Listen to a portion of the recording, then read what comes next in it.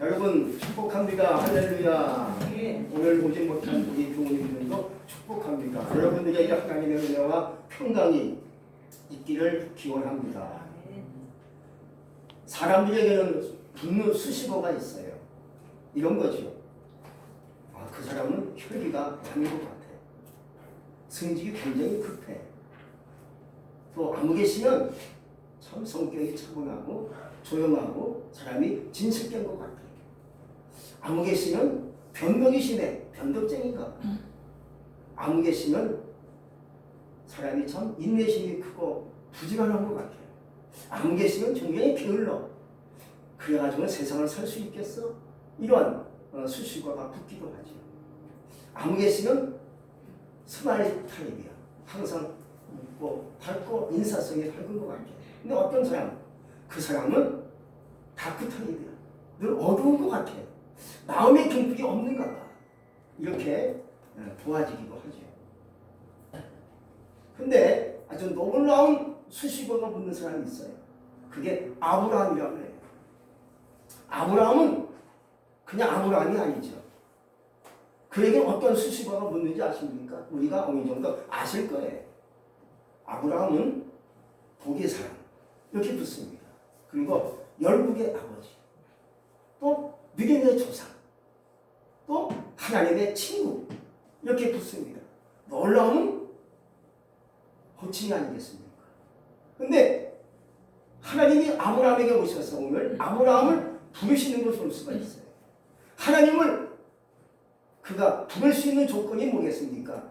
하나님이 그를 불렀다는 거예요. 하나님이 그를 선택하신 거죠. 여러분, 하나님의 선택은요, 참 놀랍고 신기에 속한 하나님의 뜻이 그 속에 있어요. 하나님이 아무나 부르시겠습니까? 하나님의 놀라운 섭리 가운데 하나님이 아브라함을 부르신 것 같아요. 또 한 가지는 누군가가 기도가 있었기에 하나님이 아브라함을 부르신 것이 아닌가 그런 생각이 들죠. 아브라함이 태어난 연도가요, BC 2009년도예요. 아브라함은요, 셈의 10대 손입니다. 여러분 셈 아시죠? 셈은요 노아의 아들이에요. 셈은 노아의 장자인데 노아는 세 아들을 낳아요. 셈과 함과 야벳이에요.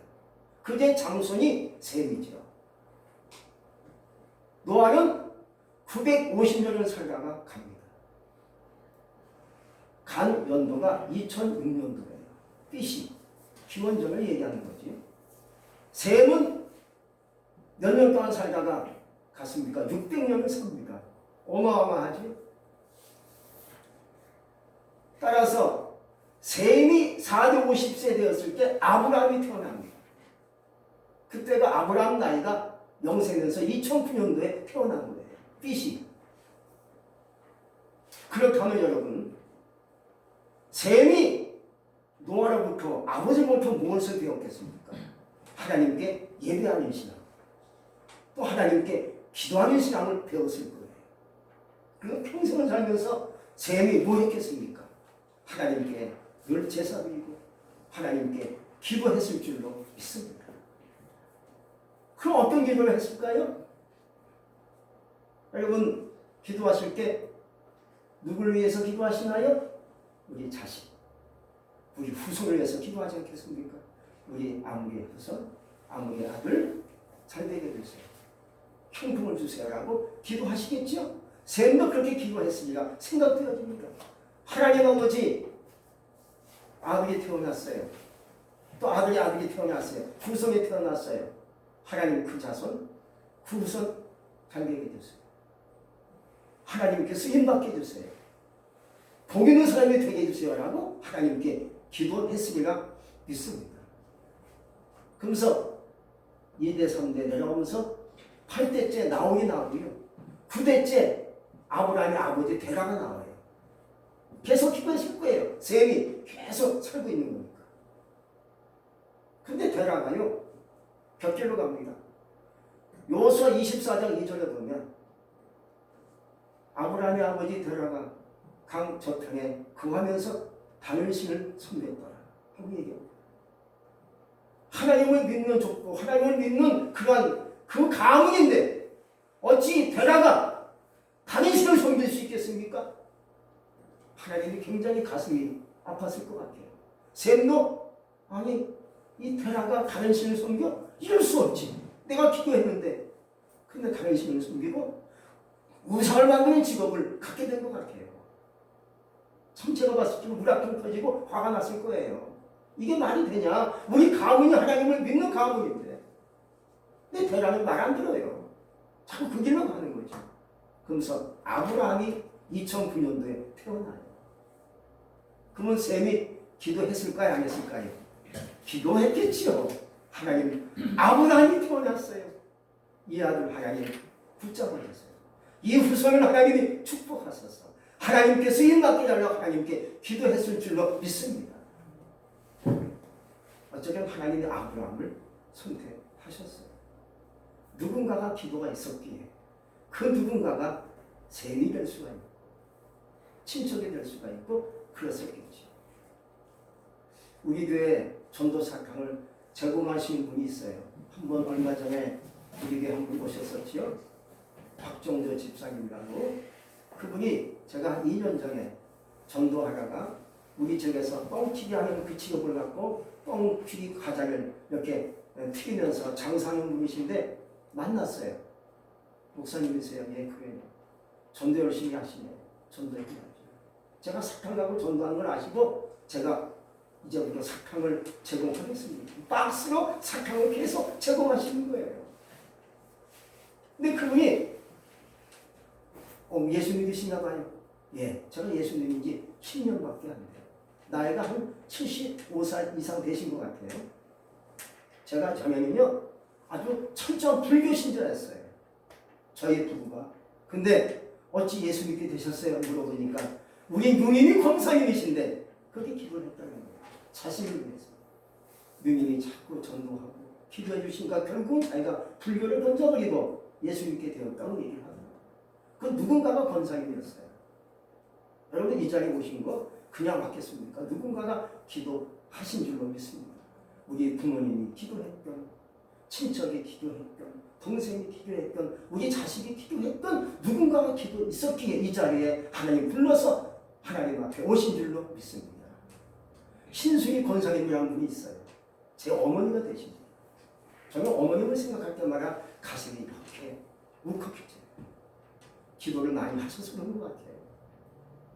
근데 우리 어머님이 참 제가 태어나기 전에 아주 잘 나갔던 가정이라고 얘기해요. 아버님이 참 열심히 참 일구하시고 그래서 아주 잘 나갔어요. 근데 유교가 켜지죠. 일사업계가 켜지면서 가정이 다 무너지고 한마디로 큰 모든 가업이 무너지고 가정이 이렇게 내려앉은 거죠. 얼마나 힘들겠습니까? 결국은 전쟁을 치른 다음에 다 남은 게 없어요. 그래서 우리 가정이 저는 전쟁 내에 태어났기 때문에 가정이 친척집에 방 하나 얻어가지고 7 식구가 그 방 하나에 살았다는 거예요. 참 힘들었겠죠, 어머님이. 아버님은 돈벌이도 못하시고. 왜? 다 주저앉았습니까? 일자리도 없고. 이런 상태에서 얼마나 가난과 고통이 심했겠습니까? 잘 나갔고 잘 살았던 가정인데 전쟁 때문에 무너진 가정이 됐으니 얼마나 힘이 들었겠습니까? 근데 어머님이 이렇게 마음에 속병이 생긴 거예요. 나중에 밥도 못 먹었어요. 저는 들어서 얘기하는 거예요. 들은 얘기예요. 생생히 지금도 어머니 문장이 들려와요. 너무 힘이 드시니까 아마 스트레스가 많고 이게 살기가 힘들고 막막하고 이 쌀도 팔아야 되는데 쌀 것도 없고 이거 얼마나 힘이 드셨겠어요. 그러니까 속병까지 생겨가지고요 이게 얹힌 거예요. 그래서 낫지가 않아. 밥을 못 먹어. 잠이 오지 않으시는 거예요. 근데 어느 날 낮은 12시인데 잠깐 잠을 주무셨어요. 깜빡한 거예요. 주무셨는데 이 꿈을 꾸신 거예요. 생시와 똑같은 꿈을 꾸신 거예요. 꿈속에서 어머님이 자기 친정 어머님이 천사가 양쪽에서 오미하시면서 이렇게 쫙 자기 방에 어머님 방에 내려오시더라는 거예요. 그러니까 자기 어머님이야.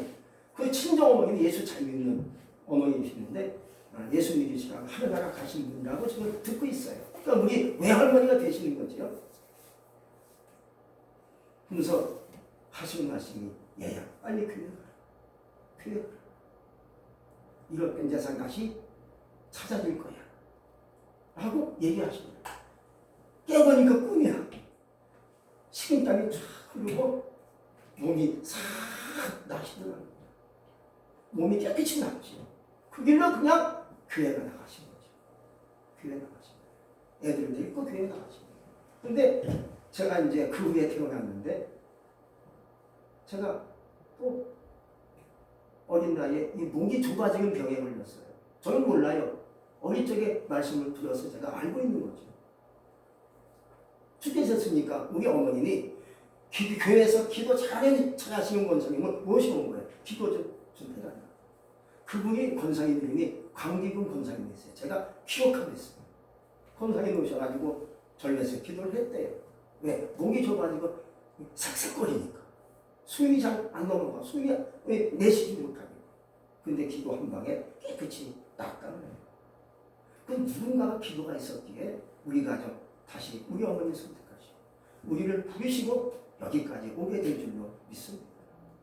오늘 아브라함을 왜 불렀겠습니까? 하나님의 절대적인 섭리가 있고요. 하나님의 절대적인 계획이 있었던 것이고요. 누군가가 기도가 있었기에 하나님이 아브라함을 부르셔서 하나님이 택하신 줄로 믿습니다. 아브라함을 부르실 때가 75세였어요. 근데 하나님이 그에게 오셔서 그냥 내가 너를 선택하노라 하고 말씀한 거 아니잖아요. 오셔서 하나님이 아브라함에게 말씀을 주세요. 할렐루야. 근데 그 말씀을 아브라함이 오늘 말씀에 보니까 따라갔다고 했어요. 사람 따라간 게 아니에요. 친척 따라간 게 아니에요. 하나님이 주신 말씀을 따라간 거예요.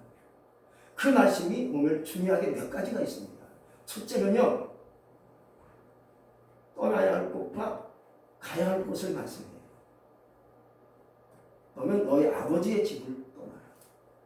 이게 하나님이 주신 첫 번째 메시지예요. 왜 하나님이 아버지의 집을 떠나고 얘기했을까? 그 이유는 아브라함의 아버지는 뭡니까? 다른 신을 숨기잖아요. 우상을 만드는 직업을 하고 있잖아요. 떠날 수밖에 없지. 떠나야겠지요. 사실 아브라함의 아버지 대랑은요, 그가 가정을 일으켰어요. 기반을 세웠지요. 살만하지요. 먹고 살만하지요. 왜? 장사가 잘 되고 사업이 잘 되니까. 자녀들도 건강하게 키웠으니까 얼마나 좋아요. 근데 하나님은 그게 아니라는 거예요. 그렇게 해서 번 건 하나님이 원치 않는다. 불의한 제국이죠. 하나님이 원치 않기 때문에 떠나라 하고 얘기하신 거예요. 우리가 살다 보면 떠날 것이 있어요. 끊을 것이 있어요. 금할 것이 있을 줄 믿습니다. 그걸 끊든지 그것을 버리든지 그것을 잘라내든지 해야 될 줄로 믿습니다. 그것을 끊지 못하면 하나님이 지시한 땅으로 갈 수가 없어요. 하나님 예비하신 곳으로 갈 수 없다는 말이죠. 여러분 생각해 보시면서 내가 아직도 끊지 못한 곳이 있다면 다 끊을 수 있기 바랍니다. 금할 수 있기 바랍니다. 가지 않기 바랍니다. 떠날 수 있기를 주의 이름으로 축복합니다. 아브라함이 알았습니다. 하고 떠나지 않습니다. 그리고 하나님이 가야 할 곳을 얘기합니다. 내가 지시할 땅으로 가라. 그 땅이 뭡니까? 가나안 땅인 줄로 믿습니다. 하나님께서 나에게 말씀하실 때는요, 참 좋은 땅을 소개하시는 거예요. 우리는 그 길로 나갈 수 있기를 주의 이름으로 축복합니다. 또 한 가지, 이제 하나님은 아브라함에게 이렇게 말씀하시면서 아브라함은 과감히 다 던져버리고 하나님이 지시할 땅으로 쭉 걸어서 갑니다. 거기서 오는 재물과 그 식구들을 데리고 쭉 갑니다. 가서는요, 아브라함이 뭘 합니까? 가자마자 하나님께 단을 쌓아 제사를 드립니다. 아브라함은요, 하나님께 선택받은 그때부터 말씀을 따라하는 신앙이 이렇게 기반이 세워졌고 하나님께 예배하는 신앙으로 이렇게 중심이 되어진 줄 믿습니다. 그래서 우리에게 오늘 예배가 얼마나 중요하고 심각하고 최고인지를 우리에게 가르쳐주고 있어요. 그 예를 성경에서 찾아볼 수가 있는데 이스라엘 백성들은요, 하나님을 잘 섬겼던 백성인데 그들이 애굽에 들어가서 살면서 요셉이 이스라엘 백성들을 인도하여 애굽으로 이끌어서 살게 해줬죠. 근데 요셉이 죽고 요셉이 알지 못하면 왕이 일어나면서 그 이스라엘 백성들을 학대하고 고역사시키고 힘들게 합니다. 그러자 그들이 하나님께 부르짖어요. 하나님 우리를 구원하소서. 못 살겠습니다. 힘이 들어요. 죽을 지경이에요. 하나님이 그들을 구원하시려고 모세를 보내십니다. 사실 그들은 430년간 살면서 예배가 다 끊어진 거예요. 예배의 의미를 찾지 못한 거죠. 예배 없이 수백 년이 흘러간 거예요. 근데 하나님이 그걸 좋아하시나요? 하나님은 모세를 통해서 얘기하십니다. 내 백성을 인도하여 광야길 사흘길쯤 가다가 나에게 희생자석을 드려라. 예배가 참 중요함을 하나님이 모세에게 말씀을 주신 거예요. 알았습니다. 가서 하나님의 백성, 내 백성을 인도해 보겠습니다. 모세가 가서 얘기하죠. 바로시여, 내 백성을 보내세요. 내 백성을 보내주세요. 라고 얘기하죠. 근데 마귀가 얼마나 방해하는지요? 이렇게 방해합니다. 예배를 있는 것을 알고 있어요. 예배가 중요한 것을 알고 있어가지고요. 마귀가 방해 공작을 합니다. 그 이유는 모세가 얘기합니다. 바로 왕이시 우리가 광야로 나가서 3일쯤 가다가 하나님께 예배를 드리려고 그래요. 예배 중요성을 바로에게 얘기하면서 그 이유를 얘기하죠. 바로는 이렇게 얘기합니다. 출애굽기 18장 25절에서 얘기합니다. 이 땅에서 그냥 예배 드렸으면 좋겠다. 굳이 갈 필요가 뭐 있느냐라고 나를 통해서 이렇게 방해 공작을 해요. 애굽은 세상입니다. 여러분 세상을 떠나지 않으면 예배가 이루어지지 않는 것 믿으시기 바랍니다. 세상을 떠나든지 내 삶을 뒤로하기 예배가 이루어지는 것이지 세상을 안 떠났어요. 나를 등지지 못했는데 어찌 예배가 이루어질 수 있겠습니까? 그 마귀가 그렇게 교묘하게 수를 쓰고 수법을 행하는 거예요. 이 땅에서 그냥 예배 드려라. 굳이 갈 필요가 뭐 있느냐? 라고 말하자면 모세는 아닙니다. 다 가야 됩니다. 라고 얘기하죠. 그러자 바로 왕이 안 된다! 하고 거절하니까 하나님의 제안이 퍼부어져요. 다시 두 번째 협상이 들어옵니다. 바로 왕한테. 알았다. 왜 제안을 얻어맞으니까 이게 못 살겠습니까? 바로 왕 또 모세를 불러요. 출애굽기 8장 28절에서 얘기합니다. 그러면 멀리 가지 마라. 가깝게 와서 예배 드려라. 얘기합니다. 이 말은 뭔지 아십니까? 예배는요 집중해야 되는데 마귀의 수법은 대충 들려. 적당히 들려. 너무 깊이 빠지면 안 돼. 라고 얘기해요. 이게 마귀의 수법이에요. 그럼 예배는 집중해야죠. 하나님께 온전히 드리는 것이 예배가 아니겠습니까? 모세가 안 됩니다. 우리 다 가야 됩니다. 또 얘기해요. 바로가 안 된다 하고 거절해요. 또 하나님의 재앙이 퍼부어져요. 다시 또 재앙이 퍼부어지니까 바로가 또 못된 일이니까 또 다시 또 세 번 협상을 해옵니다. 출애굽기 10장 10절 11절에 말씀하기를 또 11절까지 말씀을 합니다. 그러면 좋다. 너희를 장정만 가라. 애들은 그냥 놓고 가라. 하고 얘기합니다. 여러분 이게 말이 됩니까? 부모님들은요. 애를 위해서 뭐든지 할 수 있는 것이 부모가 아니겠습니까? 그래서 예배를 버리면 버렸지. 애는 못 버리지. 그게 인간의 이치야. 이걸 알고 나니까 애들을 붙잡고 있겠다는 거예요. 그럼 다시 그들이 오겠다는 거예요. 그래서 장정만 가라. 애들은 그냥 두고 가라.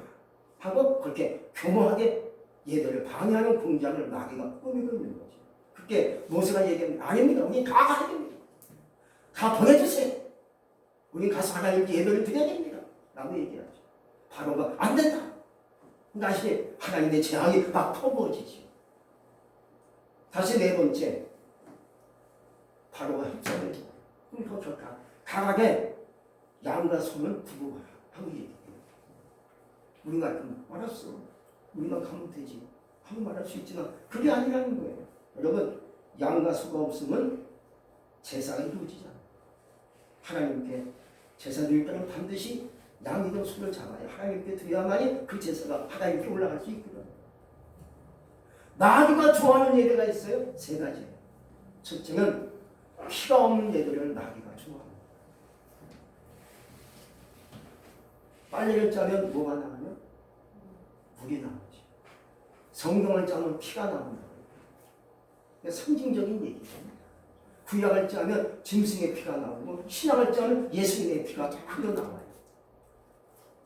다시 말씀드리면 예수님이 나 때문에 피 흘려 죽으셨죠. 그 피가 흐를 때 예배가 이루어집니다. 마귀는 피 없는 예배를 좋아하지요. 두 번째, 마귀는 불이 없는 예배를 좋아해요. 여러분, 하나님께 이게 구약에 짐승 잡아 올릴 때 불이 없으면 태울 게 없잖아요. 불이 들어가야 짐승을 태워가지고 하나님께 드려진 그 제사가 올라가지 않습니까? 따라서 소와 양이 없으면 피도 없고 불이 없다는 거예요. 이걸 알고 마귀가 바로를 통해서 야, 다 가되 짐승은 두고 가라. 양과 소는 두고 가라. 하고 얘기합니다.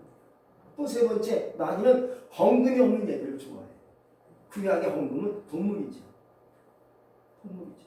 그래서 마귀는 야, 동물 바치지 말고 없으면 못하는 거지 어떻게 하냐 라고 얘기합니다. 근데 하나님 원하시는 것은 재물이지. 오늘날 재물이 헌금이 아니겠습니까? 하나님께 이걸 와서 듣던 그건 하나님께 드리지 않습니까? 하나님이 그걸 받으시는데 마귀는 그걸 시도하는 거예요. 그래서 모세가 또 얘기합니다. 안 됩니다. 우리 다 가야 됩니다. 양과 소 다 데리고 나가야 됩니다. 하니까 바로가 거절하지. 마지막 10번째 제안이 퍼부어줘요. 그제서야 출애굽기 12장 32절에 다 가라. 알았다. 다 보내준다. 지겹다. 다 가라. 하고 항복합니다. 네 번째까지 마귀가 방해했지만 다섯 번째 가서 마귀가 항복하는 것을 볼 수가 있지. 하나님의 사람이란 마귀가 포기하는 사람이에요. 이스라엘 백성들 430년 동안 예배 없었던 그 삶을 종적을 짓고 이제 하나님께 예배가 시작된 줄로 믿습니다. 예배가 형통하기도 합니다. 아브라함이 어찌 아브라함 복의 사람이 될 수 있었겠는가? 예배가 형통했다는 거예요. 가는 것마다 예배를 누가 막을 수 있나요? 그의 예배는 형통한 겁니다. 예배가 이루어지는 겁니다. 예배가 형통하면 삶이 형통한 줄로 믿습니다. 예배가 잘 되면 내 인생이 잘 될 줄로 믿습니다. 예배가 성공적이면 내 인생이 성공할 수 있다는 겁니다. 여러분, 복의 사람이 되길 원하시나요? 믿음의 사람이 되길 원하시나요? 하나님 말씀을 내가 받은 것을 그대로 그것을 가지고 이렇게 말씀을 가지고 쫓아가시기 바랍니다. 이것이 내게 주신 말씀인 것 같은데 이 말씀 내가 마음속에 이 말씀 가지고 살겠습니다 하고 말씀을 따라 가는 거예요. 세상 따라 가지 마시고요. 사람 따라 가지 마시고요. 인간의 말 따라 가지 마시고요. 내게 주신 말씀을 가지고 이렇게 나가시기 바랍니다. 그리고 예배에 집중하기 바랍니다. 한국에 지금 예배가 많이 무너져 있어요. 가슴 아픈 일이에요. 온라인 예배 드린다 하지만은 얘기를 해요. 기도가 안 돼요. 예배 집중이 안 돼요. 예배는 드리는 것이지 예배는 보는 게 아니잖아요. 온라인 예배는 드리는 것이 아니라 보는 것 같아요. 그래서 예배 드리면요 예배 드린 것 같지 않대요. 예배가 지금 많이 무너져 있어요. 가슴 아픈 일이지요. 왜 하나님 그렇게 하셨을까? 뭐 시간 가면 뜻이 나타나겠죠. 어쨌든 제가 봤을 때 제 생각이에요. 너무 한국 교회가 물량주의를 자랑하는 것이 아닌가. 돈 자랑하는 거 아니에요. 우리 교회 손 없는 모인다. 이 자랑을 많이 한 것 같아요. 자랑하면 안 돼요. 우리가 자랑할 뿐은 뭐지? 예수밖에 없죠. 십자가만 자랑해야 되는데 이게 많이 보인다. 헌금이 많이 나온다. 이런 자랑을 한 것이 아닌가. 그런 생각이 들어요. 여러분, 예배가 얼마나 중요하겠습니까? 예배를 이렇게 여러분들이 이어지시는 가운데 오늘 아브라함처럼 예배의 삶이 되시기 바랍니다. 예배에 최선을 다하시고 예배에 목숨을 걸고 나가시는 가운데 아브라함처럼 나로 복의 사람, 복을 내가 먼저 받아야 남에게 복을 끼치고 복을 나눠주고 영향을 주지 않겠습니까? 내가 복이 안 되는데 어찌 남에게 복을 줄 수 있겠습니까? 오늘 말씀해 보니까 너를 통해서 천하 모든 민족이 복을 얻을 것이다. 너를 축복하는 자 축복할 것이고 너를 저주하는 자 내가 저주를 내릴 것이다. 하나님이 아브라함에게 말씀을 했어요. 여러분 복의 사람이 되시길 바랍니다. 그래서 그 복을 우리 식구들에게 이웃에게 줄 수 있기를 주의 이름으로 축복합니다. 기도하겠습니다. 하나님 감사합니다. 오늘도 주님께 와서 말씀을 들었습니다. 우리는 부족하고 어리석고 연약하지만 오늘 말씀을 통해서 다시 예배의 신앙을 배우게 하시니 감사합니다. 아브라함이 평생 살면서 예배가 중심이었던 것처럼 우리의 삶도 예배가 이어지는 가운데 최선을 다하여 예배 형통이 이루어지는 가운데 우리의 삶이 복의 사람으로 형통한 사람으로 만들어 주시옵소서. 예수 이름으로 감사하며 기도하옵나이다. 아멘.